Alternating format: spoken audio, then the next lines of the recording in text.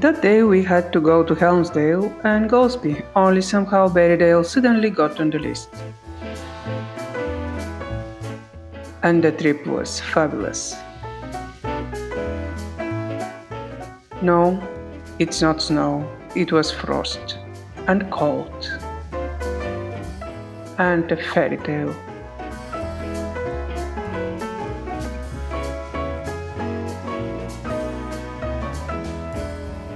Nope, it's not a video from another day. It's the same day. The same time. The difference is just a few minutes, about 40 kilometers, and Northern Sea.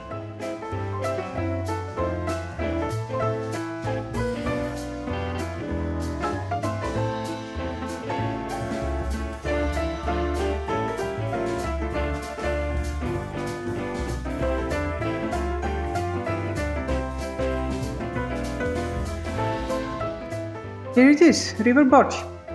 Decision was made single-handedly, though I prefer to wander around and soak up the atmosphere of those lovely little towns.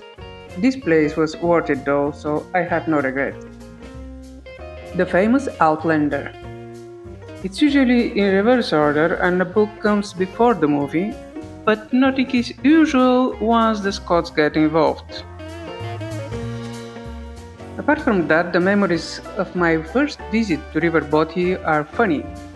First trip in the Land Rover, damn cold, wet seat, and consequently wet and frozen bum.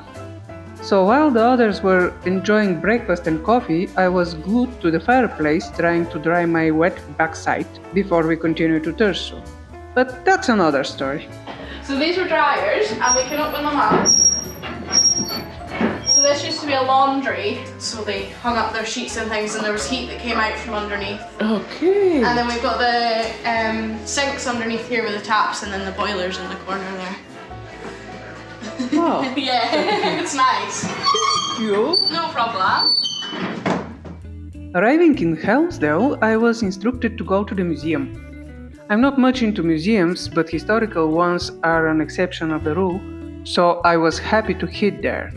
I had less than an hour. I knew I wouldn't be able to see anything else of the town if I went into the museum.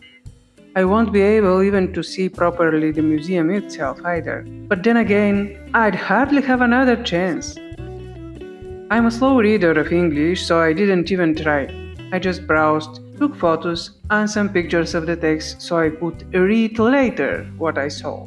This stone, for example, is Pictish and dates from around 600 AD. At that time, the Scottish Highlands were inhabited by Picts whose existence I had never even heard of until a few weeks ago.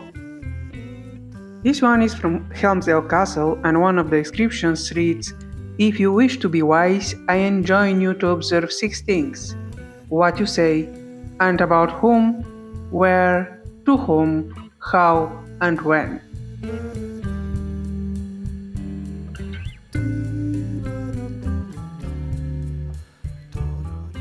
I was curious what it is, and it turned out a Cooper cruise. It is used to cut a groove around to the interior of a bucket or barrel to hold the top in place. Interesting multimedia room that I didn't have any time for, so I went straight round.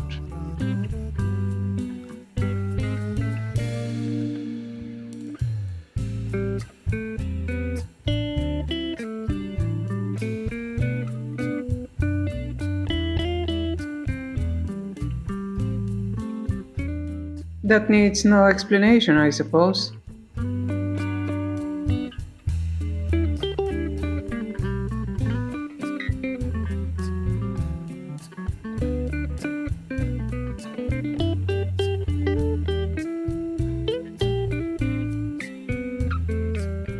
Since I didn't read the signs, I was really surprised to see beds in the shop. It turned out that the store proprietress had, for a modest sum, posted 2 gold prospectors on their way to striking it rich, which of course only the 2 of them believed.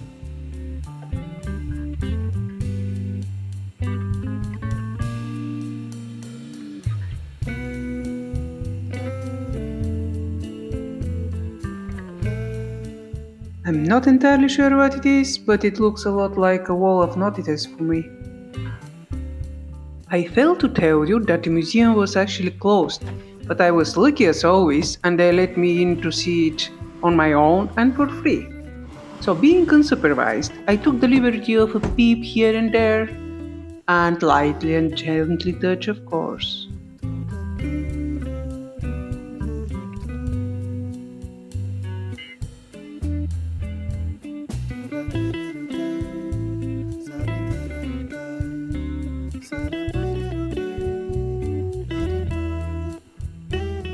I don't know this Tutiwan's lineage, but he must have been one of the last. There are no wolves in Scotland. That's why they're wondering what to do about the invasion of Stack, who no longer have a natural enemy to control the population. Being a fledgling whiskey drinker, I was amused at the part of this text explaining that the word whiskey comes from the Scottish ushkaba or ishkiba. Here a Scotsman will have to have a word. And the original meaning of ishkiba is in fact the water of life. That word was also very interesting and unusual in my view.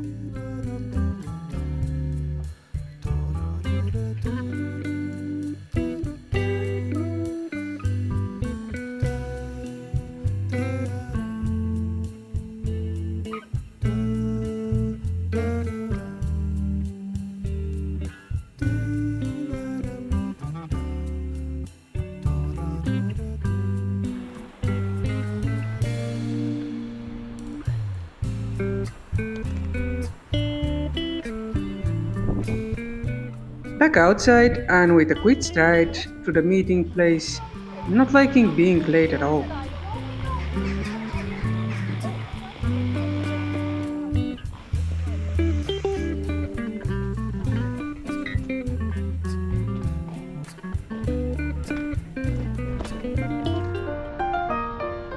On the way to Galsby, a short stop at Dunrobin Castle. Closed to visitors in the winter, but impressive enough from the outside. Originally built as a military fortress, the castle has evolved and changed over the years.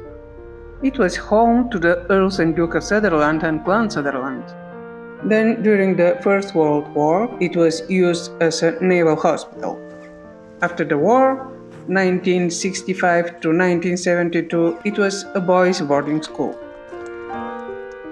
Dunrobin Castle is the most northerly of Scotland's great houses and the largest in the Northern Highlands with 189 rooms. It's also one of the Britain's oldest continuously inhabited houses dating back to the early 1300s. Cold, frozen, frosty, but beautiful. I can only imagine what this place will become in spring.